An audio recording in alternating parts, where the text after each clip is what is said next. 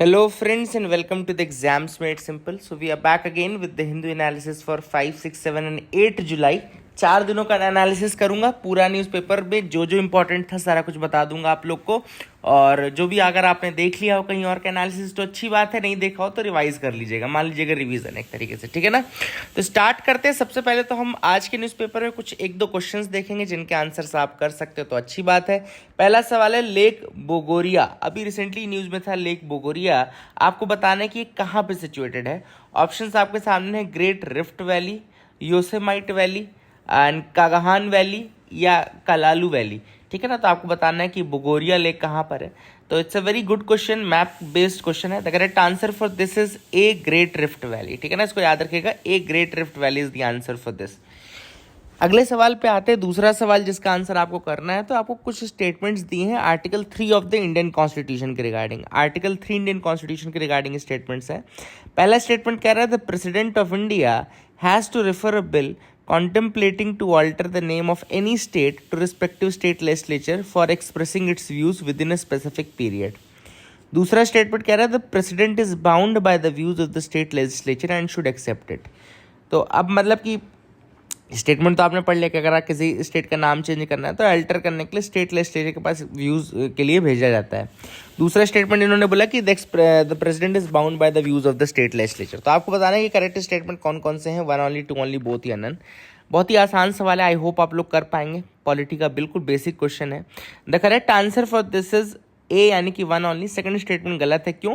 Because the president is not bound, है ना। Article 3 कहता है कि अगर आपको कोई नया स्टेट बनाना है bye separation of a territory from state, या फिर यूनाइट करना है दो स्टेट्स को और एक नया स्टेट या टेरिटरी बनानी है, इंक्रीज करना है स्टेट का एरिया, डिक्रीज करना है, या अल्टर करनी है बाउंड्रीज, या अल्टर करना है नेम, तो आप क्या कर सकते हो कि आपको दो कंडीशन होती हैं कि पहले एक तो एक bill contemplating the above changes has to be introduced in the parliament only with the prior recommendation of president.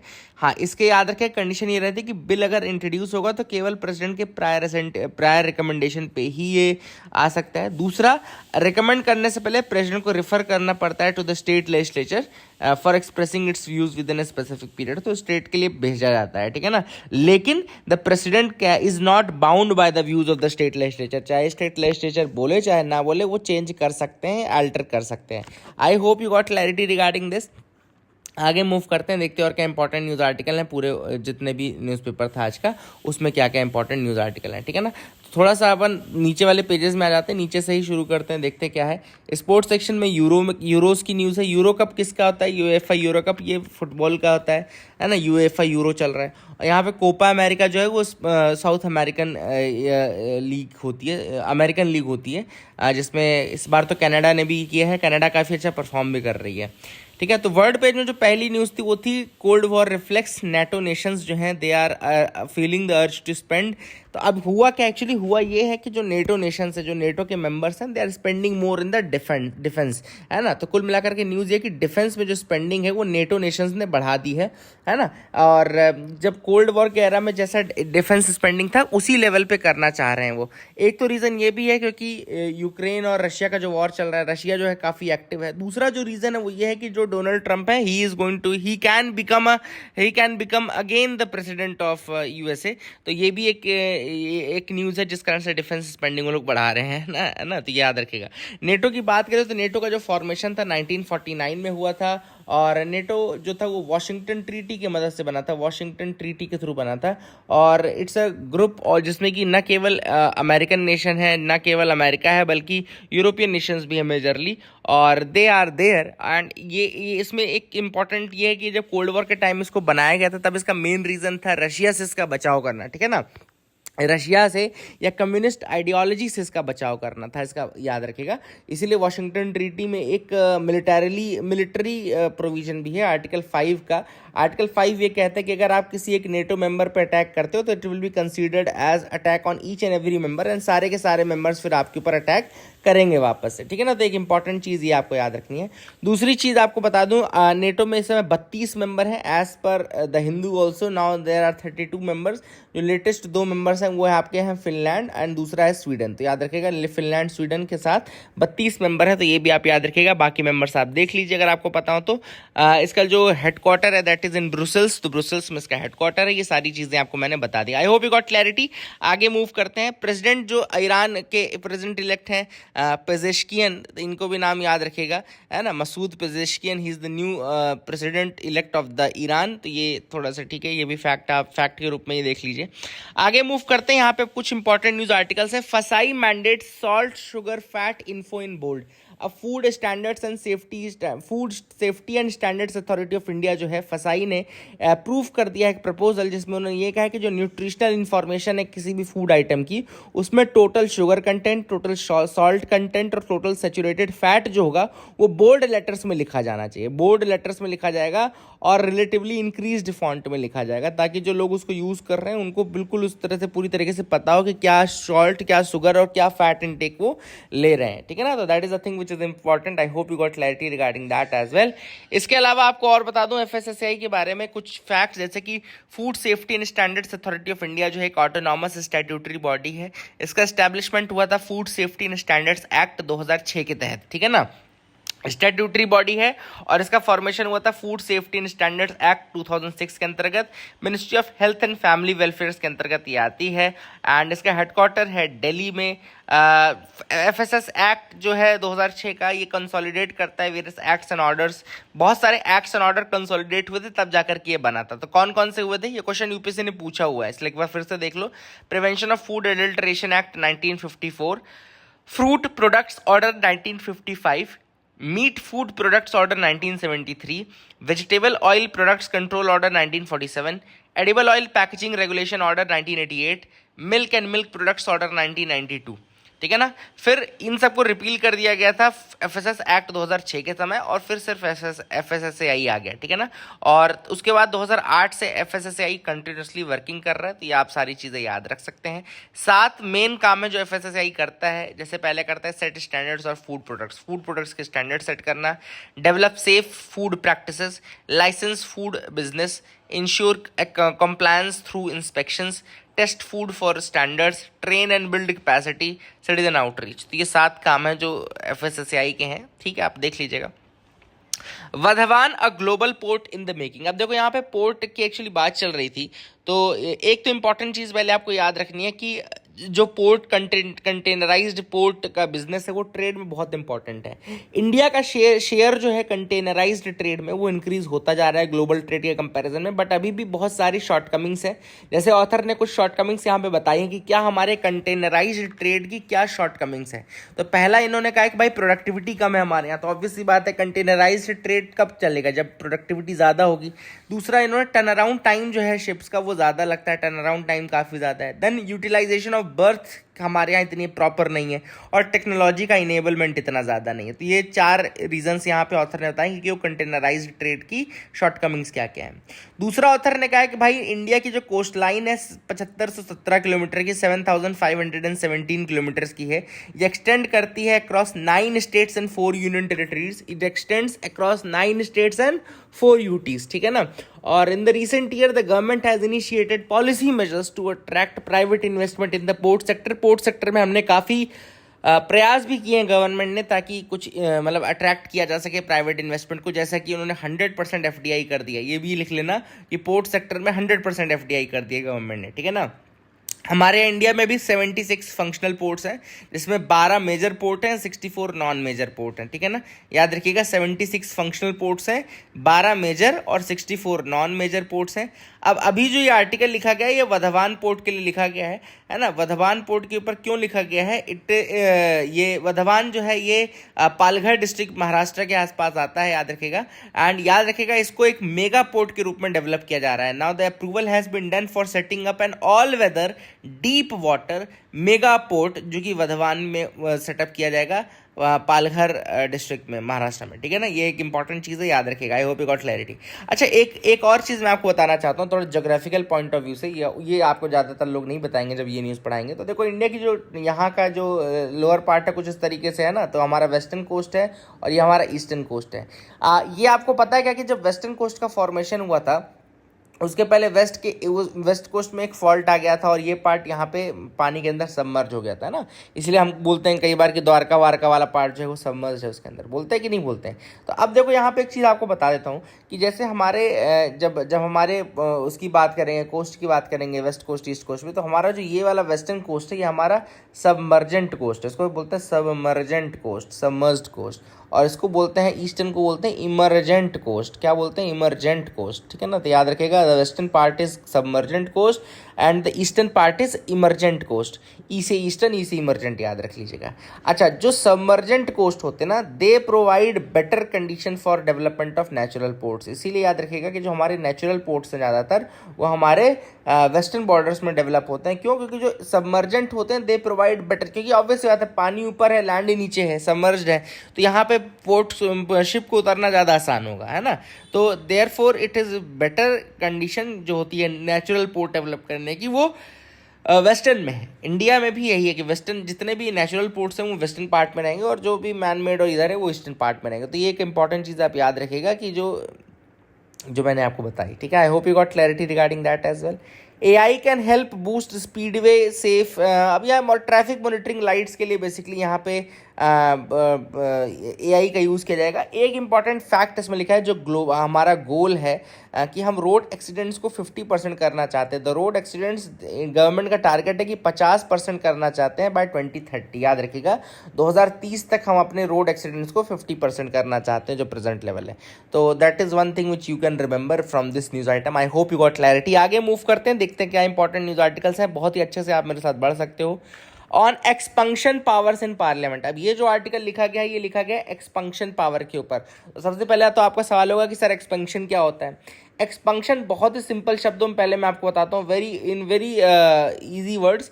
एक्सपंक्शन का मतलब होता है deletion of words, phrases or expressions from the proceedings or records of Rajya Sabha or Lok Sabha by an order of the chairman or speaker on for being defamatory or indecent or unparliamentary। देखो क्या होता है, कई बार ये लोग अपना भाषण देते हैं, है ना, कई बार क्वेश्चन पूछते हैं, कई बार आंसर करते हैं।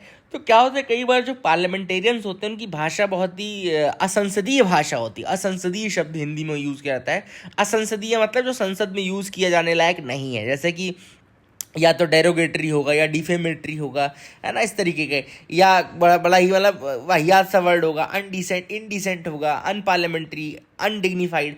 तो ऐसे वर्ड्स को फिर स्पीकर या जो चेयरमैन होता है, स्पीकर लोकसभा में और चेयरमैन राज्यसभा में, वो क्या बोलते हैं कि भैया इसको डिलीट कर दिया जाए, मतलब it should not be included in the records. Otherwise हर एक चीज़ वर्ड बाय वर्ड रिकॉर्ड होती है ना, लोकसभा राज्यसभा में, लेकिन इसको कह दिया जाता है कि नहीं, प्लीज़ डिलीट दिस वर्ड। तो ये स्पीकर या चेयरमैन का जो फैसला होता है वो फाइनल होता है इसमें, और वो जिसको कह देता है वो एक्सपंक्शन हो जाता है।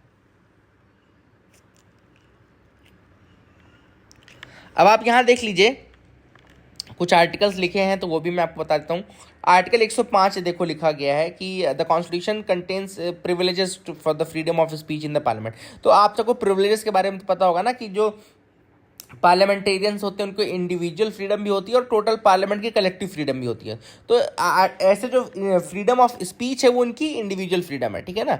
लेकिन स्पीच में भी कुछ कैविएट्स हैं कि स्पीकर और जो चेयरमैन डिफाइन करेंगे, डिटरमाइन करेंगे, उसके हिसाब से रहेगा कि अगर उनको लगता है कोई चीज़ अनडिग्निफाइड है तो वो अनडिग्निफाइड है ना। ये याद रखेगा, अनपार्लियामेंट्री वर्ड्स को एक्सपंक्शन किया जा सकता है। ये जो पावर है, मतलब कि एक ये सारी चीज़ें आप याद रखना यार, है ना। आई hope you got clarity regarding that.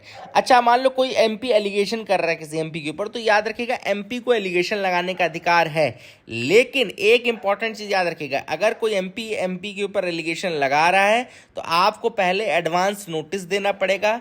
Notice देने के बाद वो जो मिनिस्टर रहेगा या जो एमपी रहेगा, मिनिस्टर रहेगा, वो एक प्रॉपर जो मिनिस्टर रहेगा कंसर्न, वो एक इंक्वायरी करेगा। उसके अलावा इंक्वायरी करने के बाद वो फैक्ट्स के साथ उपस्थित रहेगा, तब आप एलिगेशन कर सकते हो, है ना, ताकि वो अपने आंसर्स भी कर सके, ठीक है ना। याद रखिएगा, दिस इज़ वेरी इंपॉर्टेंट। और अगर एलिगेशन डिफेमेटरी नहीं है या इंक्रिमिनेटरी नहीं है तो फिर ये एलिगेशन, फिर मतलब ये रूल अप्लाई नहीं करता है, फिर आप लगा सकते हैं। लेकिन अगर डिफेमेटरी एलिगेशन है या आप उसको इंक्रिमिनेटरी मतलब कोई लगा रहे हो एलिगेशन उसके ऊपर, तो आपको उसको नोटिस देना पड़ेगा और वो जवाब के साथ हाजिर होगा, तब आप उसके ऊपर बता सकते हो, ठीक है ना। याद रखिएगा। I hope you got clarity regarding that as well. And इसके अलावा देखो इन्होंने ये भी कहा, the rule does not obviously apply to allegation against a minister of the government. अगर गवर्नमेंट का मिनिस्टर तो ये रूल अप्लाई नहीं होता है। क्यों? क्योंकि अकाउंटेबल होते हैं पार्लियामेंट के लिए, तो उनके पास भैया अधिकार है लोगों का क्यों क्वेश्चन कर सकते हैं, दे कैन क्वेश्चन देम, ठीक है ना।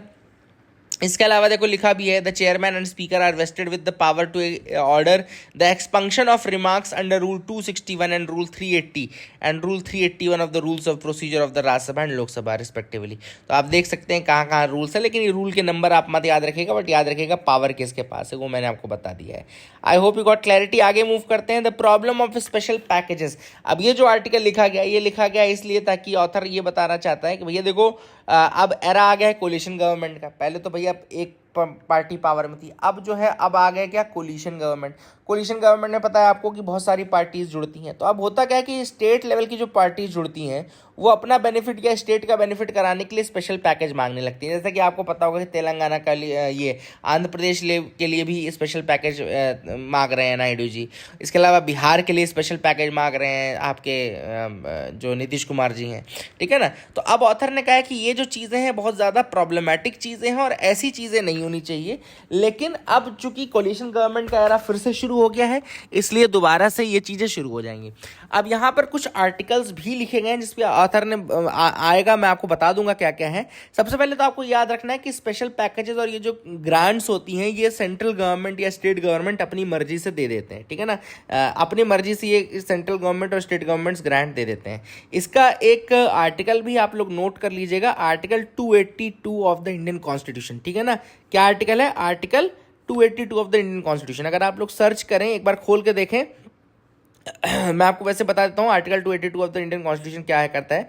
तो article 282 of the Indian constitution जब आप खोलेंगे तो इसमें लिखा है expenditure defrayable by the union, expenditure defrayable by the union or state out of its revenues. मतलब कि जो एक्सपेंडिचर रेवेन्यू से स्टेट या सेंट्रल यूनियन करते हैं। तो आर्टिकल 282 में लिखा गया साफ साफ शब्दों में कि यूनियन या state they may make grants for any public purpose. May make grant, देख लो क्या लिखा है, may make grant for any public purpose, ठीक है ना। That is very very important. हो सकता है को पार्लियामेंट या लेजिस्लेचर ऑफ द स्टेट में ना बोला गया हो, लेकिन वो कर सकते हैं। द यूनियन और स्टेट में make any grant for the public. तो ऑथर ने ये कहा कि ये जो प्रोविजन है ना, ये हो जाता है एंटी हो जाता है। किस चीज़ के एंटी हो जाता है? ये हो जाता है एंटी आर्टिकल 280 के, जहाँ पे आप फाइनेंस कमीशन बनाते हो।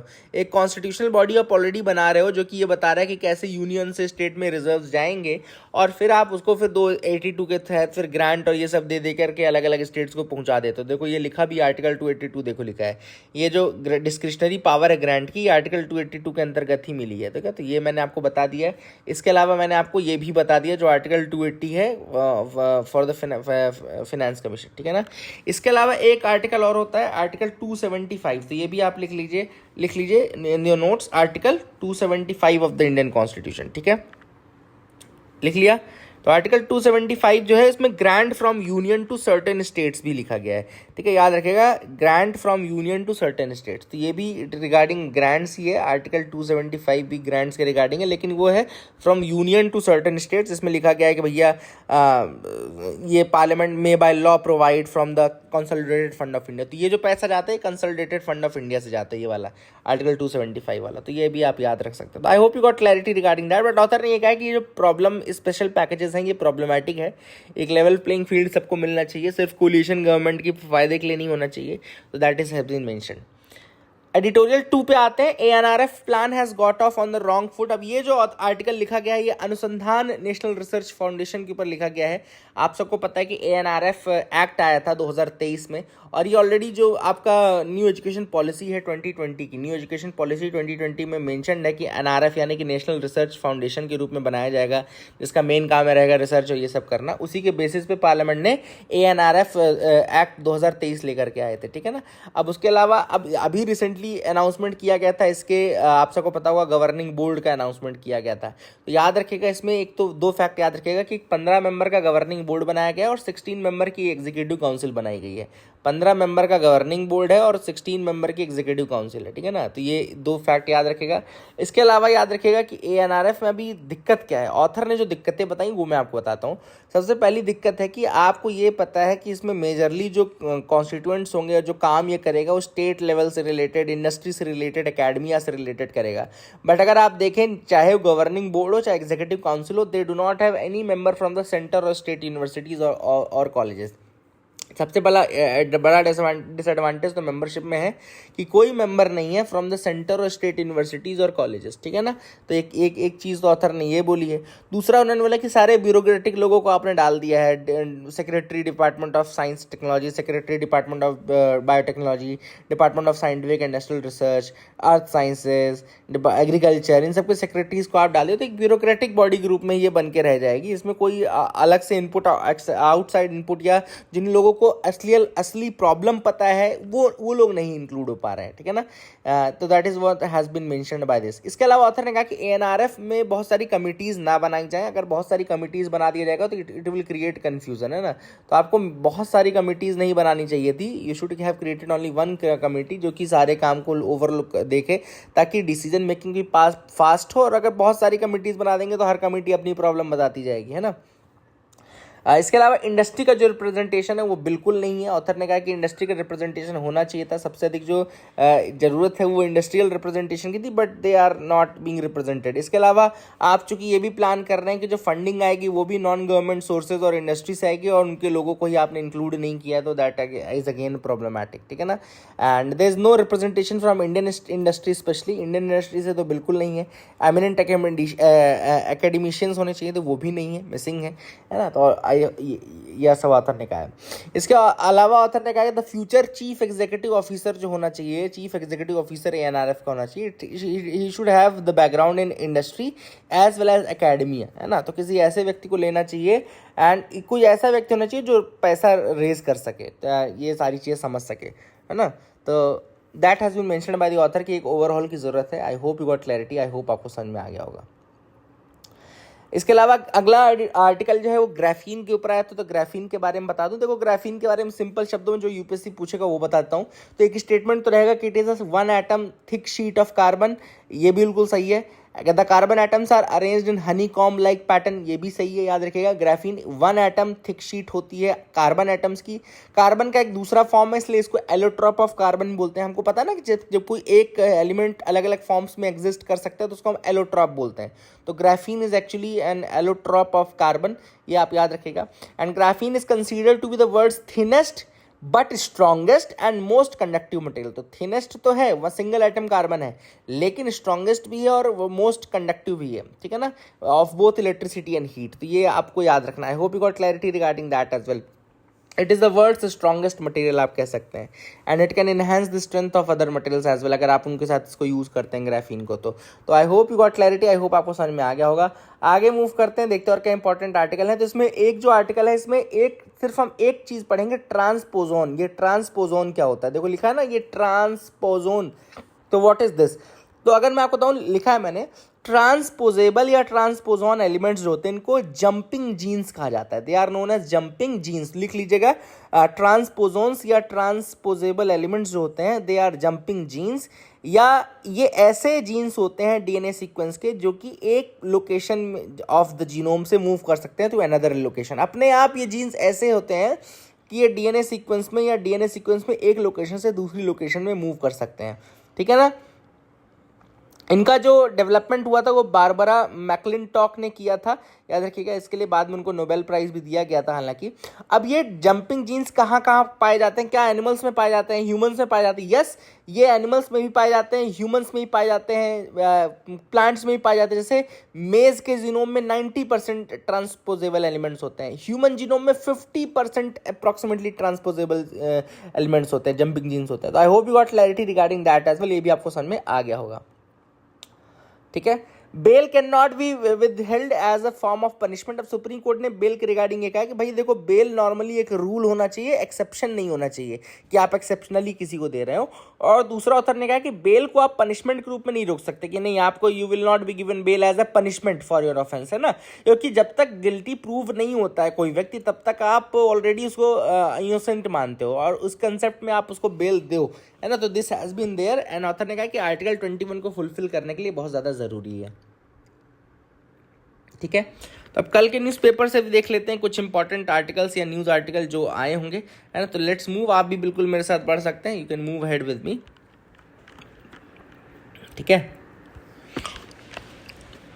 कल तो भैया न्यूज़पेपर में आया था कि जिम्बाब्वे से हम हार गए, तो बड़ा ही बेकार लग रहा था। AI comes to the rescue of elephants. अब यहाँ पे किस तरीके से ऑथर ने एलिफेंट्स के बारे में लिखा है, देखो एक तो दो तीन फैक्ट आप याद रखिएगा कि 1992 से इंडिया में स्टार्ट हुआ था प्रोजेक्ट एलिफेंट। तो एक तो प्रोजेक्ट एलिफेंट याद रखिएगा कि कब स्टार्ट किया था, हमारे यहाँ 1992 में स्टार्ट किया था। और प्रोजेक्ट एलिफेंट जो है उसके अंतर्गत बहुत सारे एलिफेंट कॉरिडोर्स हमारे इंडिया में बनाए गए हैं, एलिफेंट कॉरिडोर्स बनाए गए हैं। और एलिफेंट कॉरिडोर्स मतलब कि वो लोकेशन जहाँ पे एलिफेंट्स मूव कर सकते हैं, इजीली मूव कर सकते हैं, ठीक है ना। एलिफेंट पॉपुलेशन जो इंडिया में है लगभग 25,000 से 30,000 के बीच में है and they have now earned the species as endangered status.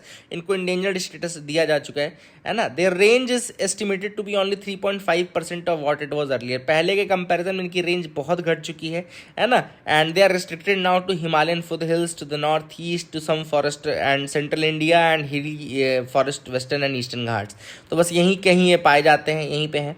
And सबसे बड़ा जो कंसर्न है एलिफेंट्स के रिगार्डिंग वो है इनके हैबिटेट का जो फ्रैगमेंटेशन हुआ था, ठीक है ना। इनके जो हैबिटेट का फ्रैगमेंटेशन हुआ है that is the most important concern for elephants. And वही चीज़ ऑथर ने यहाँ पे बोली है कि किस तरीके से जब फ्रैगमेंटेशन होता है तो बहुत ही स्मॉल एरिया मिलता है इनको चलने के लिए, ट्रेवल करने के लिए। एंड बहुत ही बड़े एनिमल्स ऑब्वियस बात है इनको ज़्यादा चाहिए।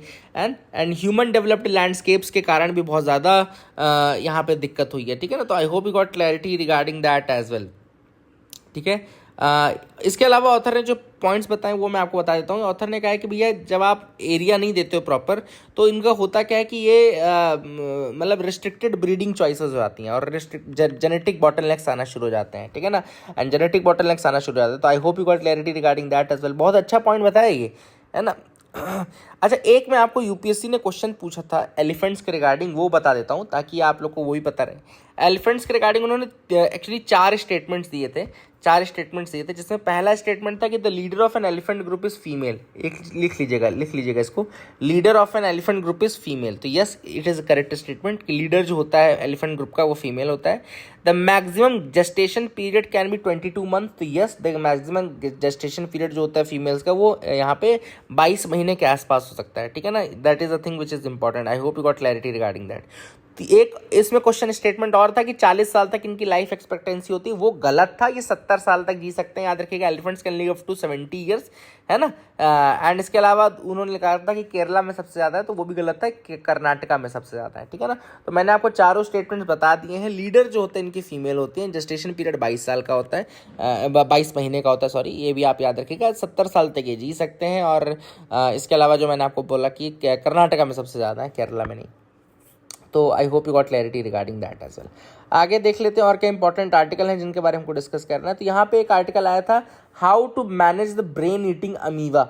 तो अब ब्रेन ईटिंग अमीबा, यहाँ बीमारी का नाम है अमीबिक मेनिंजो इंसेफेलाइटिस। देखो, मेनिंजो इंसेफेलाइटिस में मैंने आपको बताया था जब पढ़ाया था, तो मैंने आपको यही बताया था कि इसमें बैक्टीरिया से भी होता है, वायरस से भी होता है, फंजाई से भी होता है, सबसे होता है। लेकिन यहाँ पे बात चल रही पैम की, यानी कि प्राइमरी अमोबिक मेनिंजोसेफेलाइटिस, मतलब कि मेनिंजो इंसेफेलाइटिस, मतलब कि यहाँ पे अमीबिया के कारण जो मेनिंजो इंसेफेलाइटिस होता है उसी की बात चल रही है, ठीक है ना। तो वहाँ पे ऑथर ने बोला कि किस तरीके से इसके बहुत सारे केसेस आ चुके हैं, 4 से 5 केसेस आ चुके हैं। एंड ये होता है caused by Naegleria fowleri. It is an amoeba. Amoeba कौन सा होता है? Naegleria fowleri. It is the amoeba that causes this. And ये नाइग्लेरिया जो फाउलेरी है ये थ्राइव करता है वार्म फ्रेश वाटर लेक्स में, warm fresh water lakes, ponds and rivers में। And it can also survive in poorly maintained swimming pools in rare cases. तो poorly maintained swimming pools में भी आ सकता है, ठीक है ना। और ये इन्फेक्ट क्या करता है? ब्रेन को इन्फेक्ट करता है, destroys the tissues there. And this one celled organism is also called brain eating amoeba. तो नाइग्लेरिया फाउलेरी को इसीलिए ब्रेन ईटिंग अमीबा भी कहते हैं, क्योंकि ये डिस्ट्रॉय कर सकता है टिश्यूज को, इन सब चीज़ों को, ठीक है ना। एंड रेयर होते हैं इन्फेक्शन हालांकि ये, बट फेटल होते हैं। 97% of the patients they do not survive.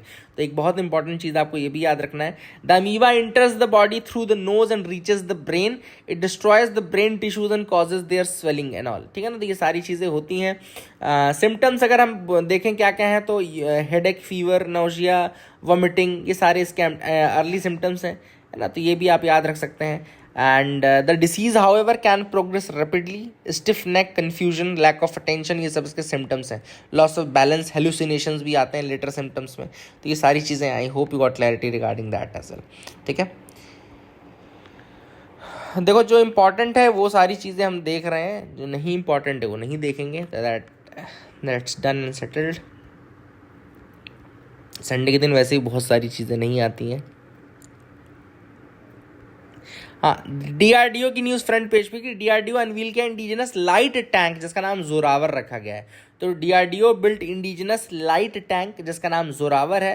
Now it is ready for the trials and all. तो इसको ये इंपॉर्टेंट चीज़ है। I hope you got clarity regarding that as well. ठीक है ना,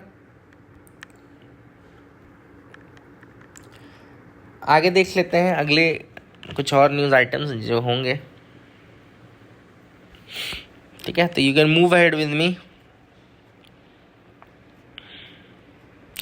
यहाँ पे ये जो यूके के प्राइम मिनिस्टर नए आ गए हैं, स्टारमर, उनका नाम याद रखिएगा। यूके के नए प्राइम मिनिस्टर हैं कीयर स्टारमर। ठीक है ना, तो ऋषि सुनाक को इन्होंने पीछे छोड़ दिया, और ये लेबर पार्टी के हैं। तो याद रखिएगा लेबर पार्टी के हैं, तो ये भी एक फैक्ट याद रखिएगा। तो I hope you got clarity regarding that as well. ठीक है, कीयर स्टारमर। ठीक है, इस समय जो वेजिटेबल थाली उसकी प्राइस 10% बढ़ी हुई है because of the food cost high. Food cost बढ़े के कारण। तो ये आप ऑलरेडी क्यों बता रहे हो, क्योंकि एक बार याद रखिएगा निर्मला सीतारमण ने थालीनॉमिक्स का जिक्र किया था, मतलब कि थाली इकोनॉमिक्स जिसको बोलते हैं, कि एक थाली की कॉस्ट से पता लगाया जा सकता है कि क्या ग्रोथ है, क्या डेवलपमेंट है ऑल। तो यहाँ पे थाली की कॉस्ट बढ़ गई है, तो इसका मतलब है कि इन्फ्लेशन बढ़ता जा रहा है। तो that is a thing which is there. I hope you got clarity, है ना। आगे देखते हैं और क्या इंपॉर्टेंट आर्टिकल है जिनके बारे में हमको डिस्कस करना है। तो यहाँ पे सीआरपीएफ के बारे में आया था, सेंट्रल रिजर्व पुलिस फोर्स के बारे में बता दूं। ये एक premier central armed police force है। हालांकि बहुत सारी central armed police force India में जो कि मिनिस्ट्री ऑफ होम अफेयर्स के अंतर्गत आती हैं। ये इनको इंटरनल सिक्योरिटी के लिए बनाया जाता है। इसमें सबसे पुरानी है असम राइफल्स। असम राइफल्स 1835 में बनाई गई थी, तब इसको कछार लेवी कहा जाता था। एक इंपॉर्टेंट फैक्ट असम राइफल्स के बारे में है कि इसके ऊपर डुअल कंट्रोल है। डुअल कंट्रोल मतलब कि मिनिस्ट्री ऑफ होम अफेयर्स भी है और मिनिस्ट्री ऑफ डिफेंस भी है, तो ये याद रखिएगा। देन बीएसएफ आपको पता ही है, बहुत इंपॉर्टेंट है for guarding India's land borders with Pakistan and all. ठीक है, then central industrial security force भी है, जो कि हमारे जो न्यूक्लियर इंस्टॉलेशंस हैं, स्पेस बैंक्स हैं, एयरपोर्ट्स हैं, इन सबको सेंसिटिव जो गवर्नमेंट बिल्डिंग्स हैं उनको सिक्योरिटी प्रोवाइड करते हैं। Then Indo Tibetan border police force है, जो कि स्पेशलाइज्ड माउंटेन फोर्स है फॉर मोस्ट ऑफ मतलब चाइना बॉर्डर के आसपास है। देन नेशनल सिक्योरिटी गार्ड जो है 1984 में इसको बनाया गया था ऑपरेशन ब्लू स्टार के बाद, है ना। सशस्त्र सीमा बल भी है आपका, है ना, तो याद रखिएगा। I hope you got clarity. CRPF की अगर हम बात करें तो इनको क्राउन रिप्रेजेंटेटिव पुलिस कहा जाता था 1939 में जब ये बनी थी। It is one of the oldest central paramilitary force, one of the oldest, सबसे पुरानी तो असम राइफल्स है ऑब्वियसली। इंडिपेंडेंस के बाद इनका नाम बदल करके सेंट्रल रिजर्व पुलिस फोर्स रख दिया गया। तो याद रखिएगा, रूल एंड लॉ मेंटेन करने के लिए, इंटरनल पुलिस की मदद करने के लिए इसको बनाया गया है। ठीक है, तो ये कुछ फैक्ट्स थे सीआरपीएफ के बारे में जो मैंने आपको बता दिया। I hope you got clarity regarding that as well. यहाँ पे अफ्रीकन स्वाइन फीवर के बारे में आया था 6 तारीख को, तो मैं आपको बता दूं अफ्रीकन स्वाइन फीवर एक highly contagious and fatal animal disease है। ये एनिमल डिसीज़ है, पहले तो याद रखिएगा। इन्फेक्ट करती है ये पिग्स को। बेसिकली स्वाइन फीवर इसीलिए बोलते हैं क्योंकि वाइल्ड पिग्स, डोमेस्टिक पिग्स को इन्फेक्ट करती है। ठीक है ना। सबसे पहली बार जब ये आई थी तो ये कहाँ पे आई थी, ये अफ्रीका में आई थी, इसलिए उसको अफ्रीकन स्वाइन फीवर बोलने लगे। इसमें जो मतलब सिम्टम्स हैं उसमें high fever, depression, anorexia, loss of appetite, haemorrhages of the skin, vomiting and diarrhoea, ये सारे होते हैं। इसको अफ्रीका में पहली बार डिटेक्ट किया गया था and they have been reported in Africa and parts of Europe, South American, Caribbean now, है ना। एंड बहुत सारी कंट्रीज़ में अब आजकल तो मिलने लगा। मोर्टेलिटी रेट काफ़ी ज़्यादा है, 95 to 100% के बीच में है। No cure for this disease, है ना। देर इज़, हालांकि अभी इसमें कोई थ्रेट नहीं है ह्यूमंस को, है ना। It only spreads from animals to other animals, तो एनिमल से एनिमल में ही जाती है। लेकिन ऑब्वियस बात है, हमको सतर्क तो रहना चाहिए, बट अभी तक इसकी कोई थ्रेट ह्यूमंस में नहीं देखी गई है। तो that is again a good thing जो कि आप देख सकते हैं। आई होप यू गॉट क्लैरिटी। तो स्टारमर बन गए हैं हमारे यूके के नए प्रधानमंत्री, तो ये भी आप याद रखिएगा।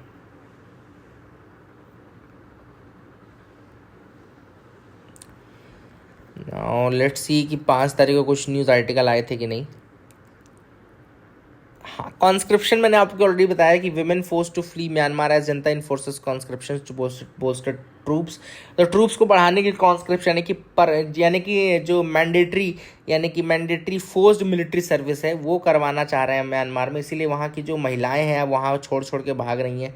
ऑब्वियस सी बात है कि जब आप ज़बरदस्ती किसी को युद्ध लड़वाओगे, हालांकि पहले इन्होंने कहा था कि you are free to join, अगर आप ज्वाइन करना चाहते हो तो करिए, नहीं करना चाहते हो तो नहीं करिए, बट नाउ आपको करना पड़ेगा। और इसके अलावा एक और चीज़ बता रहा हूँ मैं आपको, यहाँ पे एक सबसे इंपॉर्टेंट चीज़ ये थी कि रोहिंग्या जो है दे वर नॉट एलिजिबल अर्लियर। देखो यहाँ लिखा भी है, मैं आपको दिखा देता हूँ। Although the Rohingyas are not eligible for conscription under the law because they are denied citizenship, उनको सिटीजनशिप तो है ही नहीं, but the military has conscripted more than 1000 Rohingya men and boys. आप देख लीजिए ये कितने मतलब दुष्ट लोग हैं कि सिटीजनशिप नहीं देंगे। रूल कहता है कि केवल सिटीजन को ही कॉन्स्क्रिप्शन करना होगा, बट नाउ दे आर 1000 से ज़्यादा रोहिंग्या मैन एंड बॉयज़ को उन्होंने अपने आर्मी में इंक्लूड किया हुआ है।